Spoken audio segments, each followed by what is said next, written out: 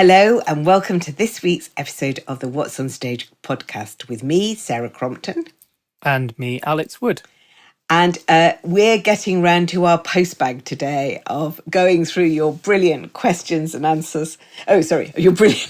Answers. We're doing the answers, Sarah. I feel like otherwise we're spare parts in this process. Yeah, we're going through your brilliant questions and trying to provide some answers. Got to say that it reminds me of the dim and distant past when I was working on women's magazines and we really did have postbags. And we asked one question.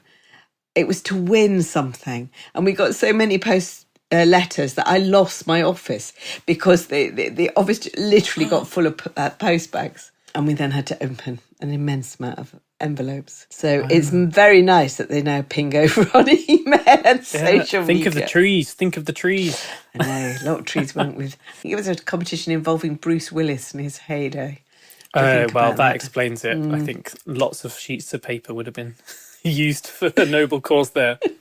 Anyhow, what's our first question, Alex? So, first question from Kerry Hatherall. Why do some shows have intervals and some don't? This always reminds me of the episode of The Likely Lads, which is a lost and very brilliant TV series. It's actually the return of The Likely Lads.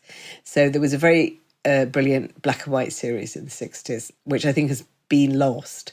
And then there was a series called The Return of The Likely Lads, which featured James Bolan and Rodney Bewes as two lifelong friends. And they were booking a holiday together and it had to be within a certain distance because it met Rodney's Bewes' bladder range. Wow. I always think of that with shows without intervals. It's all to do, I think, with how long you can make a play go on before everybody is desperate to go to the loo. That's my theory anyway. Well, I guess not the ultimate authority, but the key authority would be the playwright to some extent.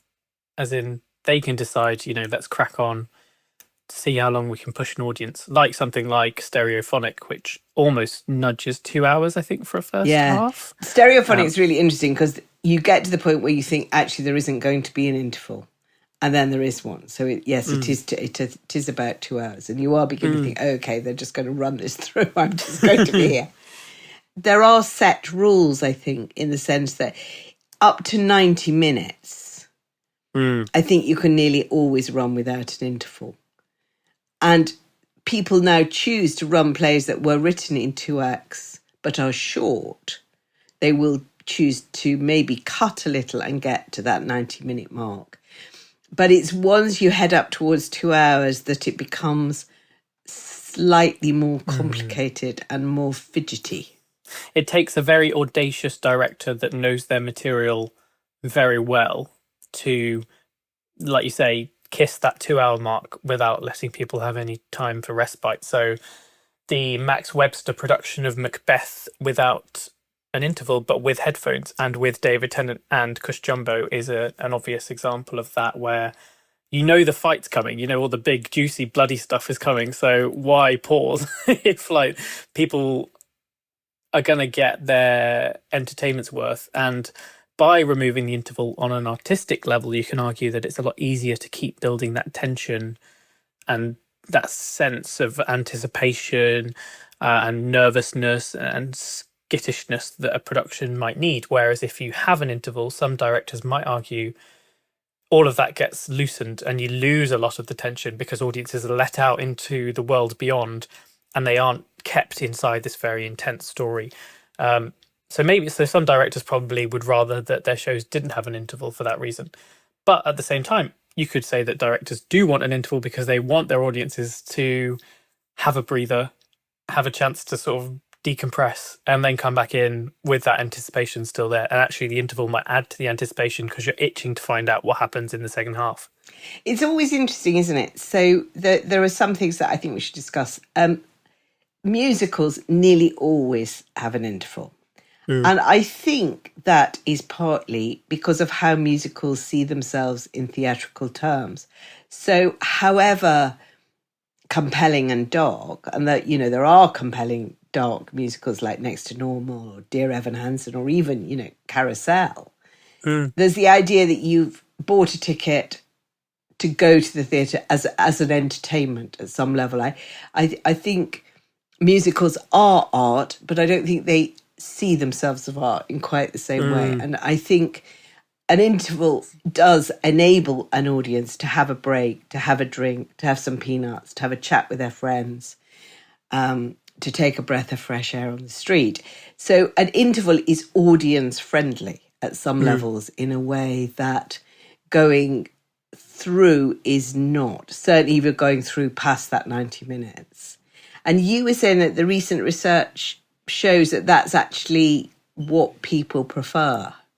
Yes, there was the report that was put out by the Society of London Theatre and UK Theatre earlier this year, and we covered it in very lovely, meticulous detail on a previous episode, saying that theatre goers, by and large, prefer shows that have an interval and land around the 2.5 hour mark. Anything beyond that, they're less keen on, and that's based on a survey of 20,000 West End theatre goers, I believe. So that's quite a strong indication that the intervals get a solid thumbs up. I think the only two big musicals in recent history that didn't have them would be something like Come From Away, which ran 1 hour 40 without an interval. But there, I think it does kind of make sense on the artistic argument, because it's like, oh gosh, what's going to happen to these guys? You know, that sense of time ticking goes along, and then it's only just at the end that you get the release when they finally take off again. And Six, the musical, which is also quite a short show, but that's only 1 hour 20, I think. So again, and it makes sense for it not to have an interval because it is quite a punchy concert environment. And I guess actually, speaking of concerts, like look at Taylor Swift's Eras Tour. That was 3 hours, no interval, and film never has an interval. So, well, most of them don't, and except unless it's a really extreme version. So, like Oppenheimer runs 3 hours without an interval. So it's funny if you compare the mediums that people in film are expected to sit there for many hours, but in theatre aren't. Yeah, and then The Brutalist, of course, controversially shoved an interval into the middle of it, which everybody objected to because they're so used to sitting in a cinema without an interval. And I can never quite decide what I think. I think it is. I think it very much depends on mood. If I've gone out with lots of people or with a friend and I want to see them, I do like an interval. I like that sense of waiting. Having your interval drink, be it tonic water or wine, and just being able to have a chat. And it does create more of a sense of an event. But sometimes I do feel that I've been made to stand up when actually I would have preferred perhaps it to go through.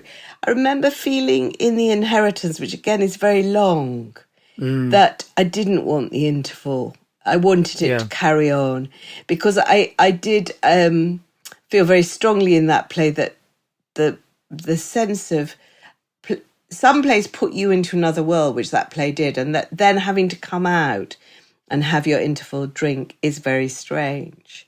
So I think that's part of it. It's always interesting with old plays of how you do it. So I'm always fascinated where they put the interval in Hamlet and how long people make you go. And I think I've mentioned before that there was this Alan Rickman Hamlet at the Lyric Hammersmith, directed by, I think, a Russian director. And honestly, I think they took the interval just before the fifth act. And you got to the point where you thought, well, we might as well just get right through it. And it was quite hard to slog back in the second half.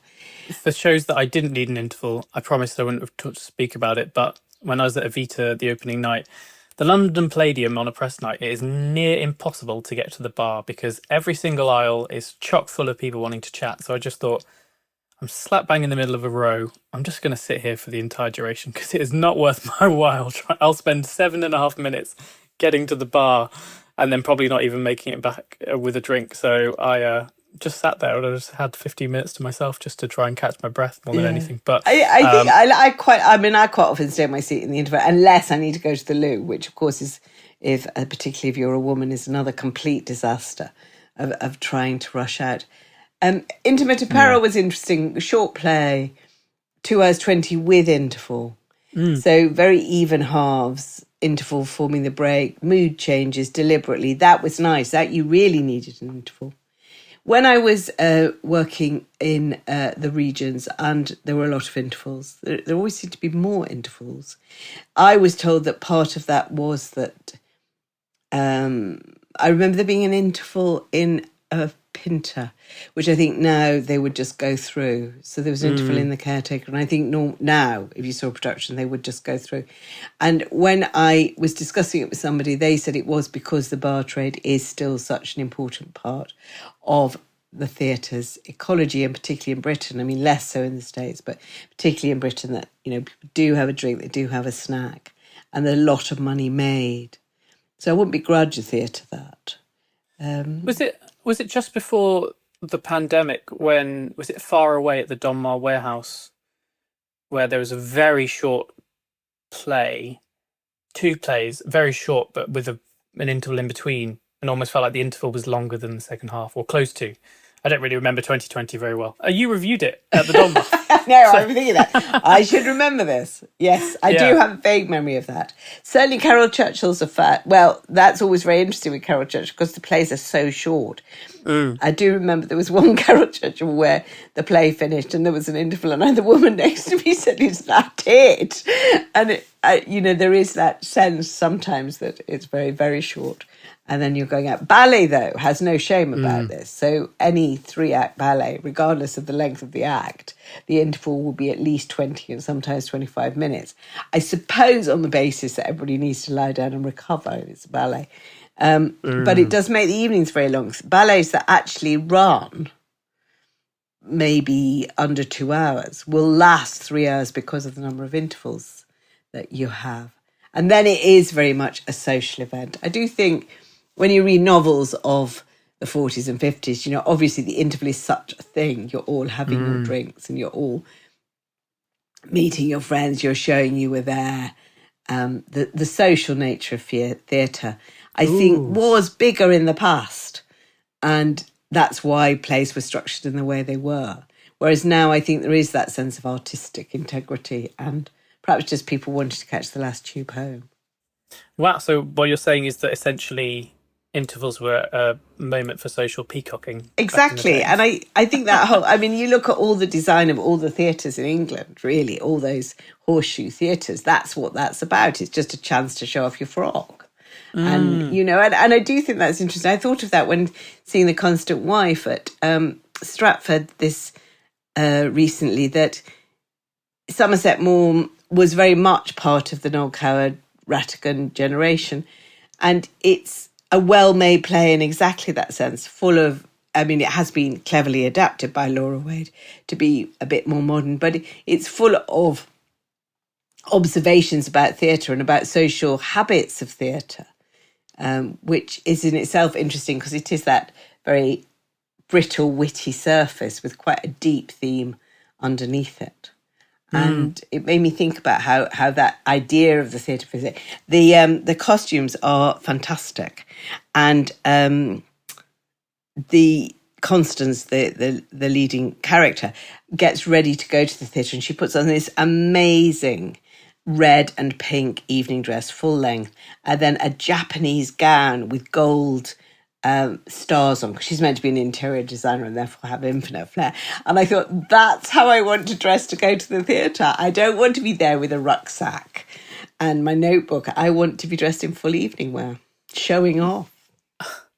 You're totally right about venues probably being the ultimate decision makers in terms of they can program the shows that they want. And if a show has a juicy old interval, they're going to love that for the bar revenue, because it is ultimately one of their biggest, drivers in terms of keeping venues afloat. So if you're pitching 2 plays to a venue as a producer, they're probably going to pick the one with the interval if it means they're going to get a load of extra cash halfway through the show, as opposed to just sort of getting audiences in and then having to sort of leave them to fend for themselves, and then they go off to a bar after the show and discuss it there. Exactly. And they can't go to your bar anymore because you've had to close it up. So it's a very, very important point there about the economics of it all. And I'm sure that some playwrights now are being told by a venue, if they're under commission, that they have to include an interval for those very substantial reasons, especially if they need to maximise the profit making in a time where purse strings are having to be tightened, etc. But it's no, the social aspect of it is very funny as well. I think that for me is not one that I'd even contemplated. But I do love doing a bit of celeb spotting during the interval of a show, like Paul Mescal looking incognito at the National Theatre every time he shows up. Or I think this even at the Palladium there was Keanu Reeves and Lawrence Fishburne having a Matrix reunion in the stalls. So that was their chance to catch up away from the public eye. That's good celeb spotting. I like a bit of celeb spotting. I love it. I could do that on a press night every time. That's what the interval should be for. So please, playwrights, do it for my own entertainment. Actually, just to finish the thought, I think you're right that one of the problems of writing in the 21st century is that for young playwrights, they start writing small because they're writing for studios. And so they possibly are writing at about 90 minutes for a small cast. And yet if they are going to expand, and if they are particularly going to take flight in the West End, they probably need to be producing a little bit more than that. So it is interesting that I think probably theatre managements do encourage you to go a bit bigger and a bit longer. Though sometimes you feel that the material is stretched in order to accommodate an interval. But to be honest, I don't mind either way. What I really find hard is, and what actually theatres must find hard, is when either the interval or the start time overruns, and then it's a really long night in the theatre, and that people start to leave in London before the end because they're trying to get trains to places. The worst one recently was at the Young Vic, where the actor collapsed at the start of The Little Foxes. And then there was an incredibly long delay. But they kept the interval. And that people were so anxious in the second half because they knew that they were about to miss trains and so on. And it must have been a very close call with that about whether they went ahead or not, because it was getting so late by the time my brother left at the interval because he couldn't get home unless he got his train to Brighton. And I think that's also all those practical factors come so much into those decisions. So that's the answer to why do plays have intervals or not is a lot of reasons. I think we should have added an interval to the answer because it was quite a long one.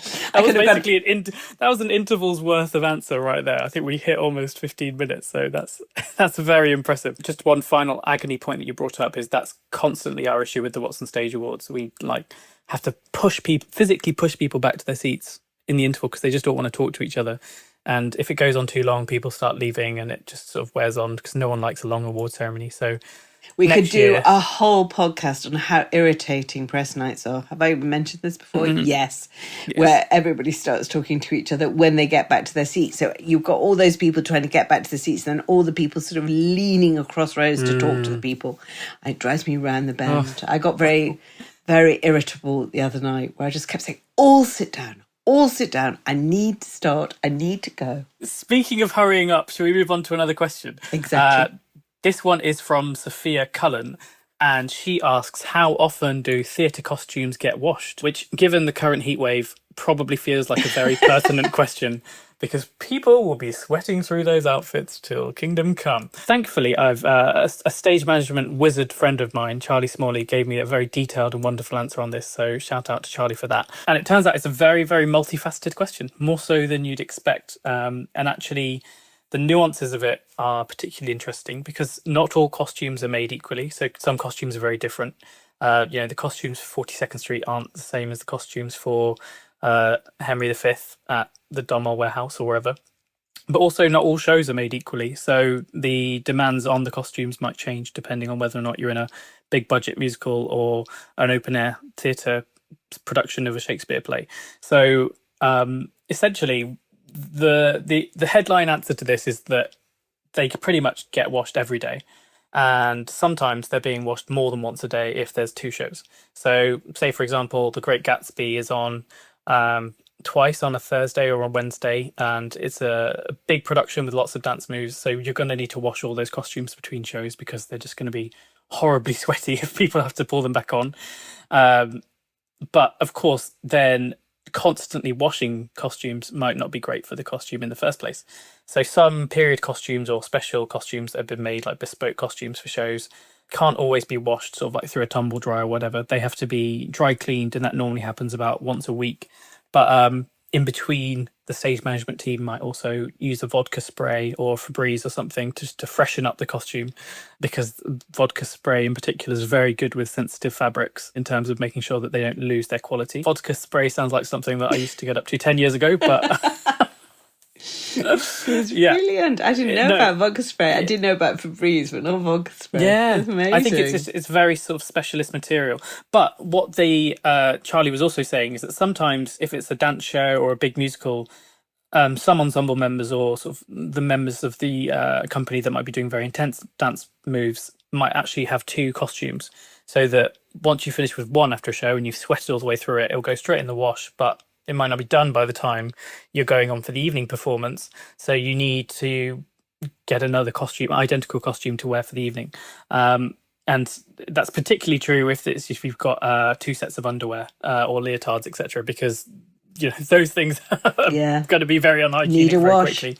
And then the final point that she said is that it gets even more complicated if it's like a site-specific show or a promenade production, because you might have to pack up all of these costumes, bundle them together, make sure you're not missing a single sock, lug them many miles away to get them washed, and then bring them back. Because a lot of theatres might have the washing on site, but some of them don't. So then you'll have to make sure that you're chaperoning the costumes to and from the washing spot and back to the theatre. So top line summary, a lot of washing, but the key point is also stage management is incredible, and the job that they do does not end the moment the show does. It carries on well into the night. I've always thought that. So wardrobe department, stage management, the people who wash it is extraordinary, because I've been backstage at ballets when everybody's come off and everybody's put their clothes through the wash, and they're washing and also mending very often. Long into the night and sorting and labelling and checking that everybody's got everything ready for the next day. I mean, it is the most astonishing workload and done almost effortlessly. When you talk about wardrobe departments, you always imagine them just getting the show ready, but it's the fact that they do maintain the show while it's on the road, while it's on the stage, that makes them real workers of magic, I think. The only other thing I'd add to everything you've said is that sometimes those costumes that are heavy, they've got an under layer that's washable. So brocades and things very, very often have got shirts and linings underneath that absorb the sweat, and so you can wash those every day. And then the costume itself will be washed intermittently. And they survive an extraordinarily long time. I mean, the costumes, as we've talked about before, if you go to somewhere like the National Theatre's costume store, these are costumes that are in extraordinarily good nick and have been preserved by wardrobe departments through very long runs. And, they're beautifully made very often. So the compromise, even in fairly low budget shows, is not on cheap fabrics. New fabrics have been a great boon to costume designers and to wardrobes, because they do wash better and fast, and they dry faster than sort of heavy cottons and so on. So the lycra is a help to us all, I think. Have you, this is a me to you question, Sarah, but have you got any costumes that you've bought, like memorabilia? No, I haven't. I've been to Angels a lot, one way and another. And my husband, when I met him, seemed to always be being invited to costume parties and was always dressing up as a cardinal. So I feel I've hung around in the papal section of Angels a lot, but I haven't ever bought one. I haven't. I've nothing more to say than that, really. I wouldn't mind something. I know I've got friends who've got sort of things worn by famous dancers and so on that are kept very beautifully. And I've got one friend who's got a hat worn by Audrey Hepburn. Oh, but I myself have nothing. The reason I asked is that my when the RSC did their costume auction, I think this was many years ago, one of the ones they did, my parents got me a smock worn by Ian McKellen in King John. Hey, that's cool. In 1975. That's 50 years old now, and that has completely stood the test of time. Do you wear it on summer days? Are you to be seen in a King John's sock? I'd have to wash it very, very carefully in that case. No, it is kept under lock and key at my parents' house. Oh, that's really nice. I could sell it on. Maybe I should give it back to him. Yes, remember this, Ian. I think that leads in quite neatly to our final question, which is about things coming back from the past. Yes, that's very true. So thank you, Tegan Jones, for this fantastic question. That's going to wrap us up because we've been giving some quite lengthy, comprehensive answers. If you could bring back one show from the past, which one would it be and why? Sarah, where would you like to start? Well, we've both chosen the same one, haven't we? Well, actually, are you going to change? Now that I've mentioned Ian McKellen at the RSC, I think I've actually now changed my mind. Okay. So you can go. So I'm going to have 3 shows that I'm bringing back from the past. The one I thought that we were both choosing is the 1970 Midsummer Night's Dream by Peter Brook at the RSC, with Alan Howard and Sarah Kesselman as Oberon and Titania.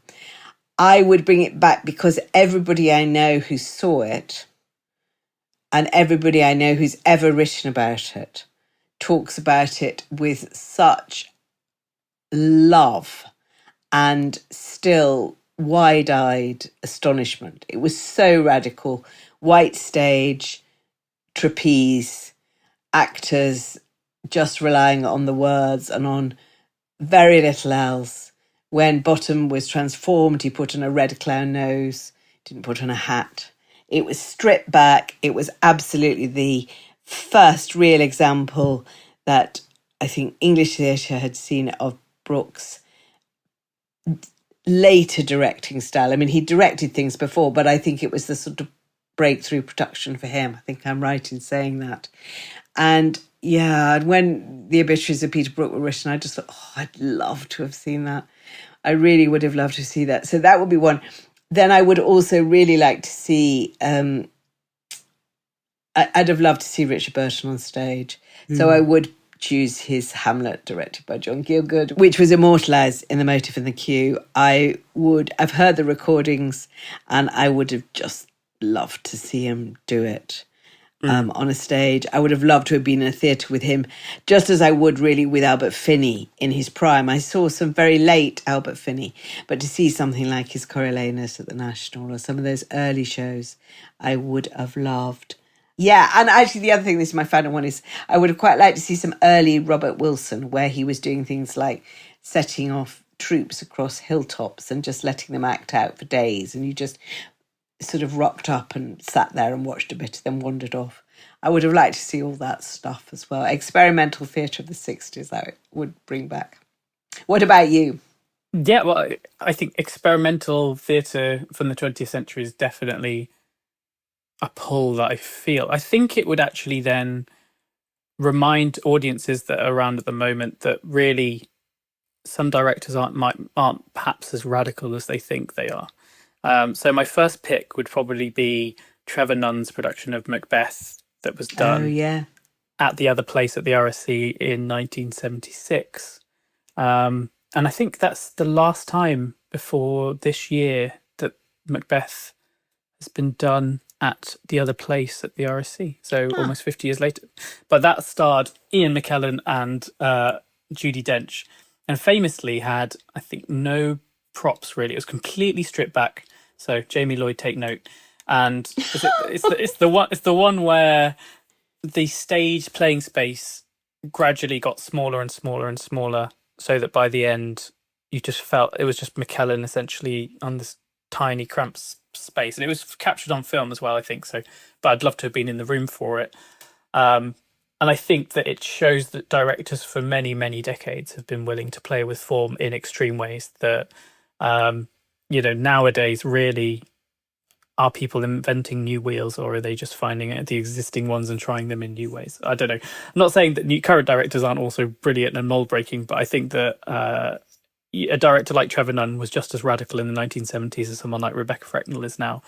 But perhaps, the technology's moved on, so the things that Rebecca Frecknell can accomplish are different to what Trevor Nunn could do half a century ago. Yeah, Judi Dench, when she was talking about the rehearsals for that, said that because he wanted it to be dark, he wanted it to be black. It was so black they could not see, which I'm sure they would have solved a bit now. But I think there was that whole sense of it being rough-hewn and absolutely extraordinary. And she's good if you read her on the rehearsals for that, of that sense of really having no idea how it will be received because it was so different. And I think my second one, I don't know if this counts as classic. Well, it's coming up on 30 years now. I'd love for them to do a reunion of some form of the original production of Rent off Broadway. Yes. And bring that, because I think the love and the context in which that show was first mounted was so profound because of the death of Jonathan Larson, that I think all of those performers, if you look at someone like Anthony Rapp or Idina Menzel, it touched them in such a profound way, and it shaped them as performers, that I think watching a production that has had such a personal angle to it, and the way in which performers respond to the material as a result, would be really, really striking. Because that does transcend something where it's a show. Maybe it's the time and the context has meant that we mean more. It means more as a result. But in a similar way that now when we look at Sondheim productions that he's passed, I think that would be even more pronounced with someone like Jonathan Larson, where his death came literally at the moment of the first preview off Broadway.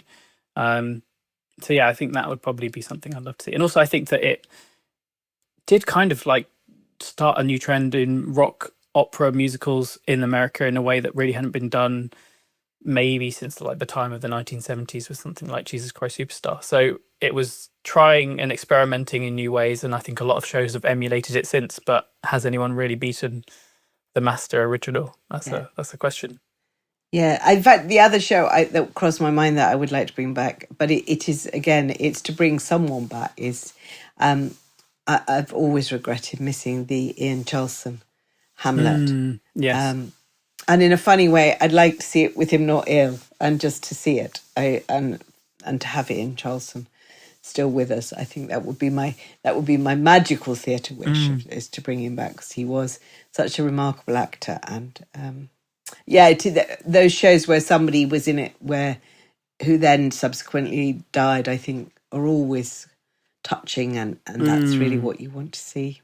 The fact that this question comes just as 448 Psychosis is being brought back with the original cast 25 years later doesn't feel like a coincidence, because I think that attempt to capture the magic whilst also interrogating what you did a quarter of a century ago is very artistically interesting. And I know you've seen that production and loved it. Yeah, I thought it was wonderful to be able to see it, because I didn't see it the first time. And, when you read 448 Psychosis, it's a totally different experience than seeing it, because it is just words on a page, and a director can take it any way they want. And the decisions that James MacDonald and the cast made originally, they've stuck to. They haven't changed it.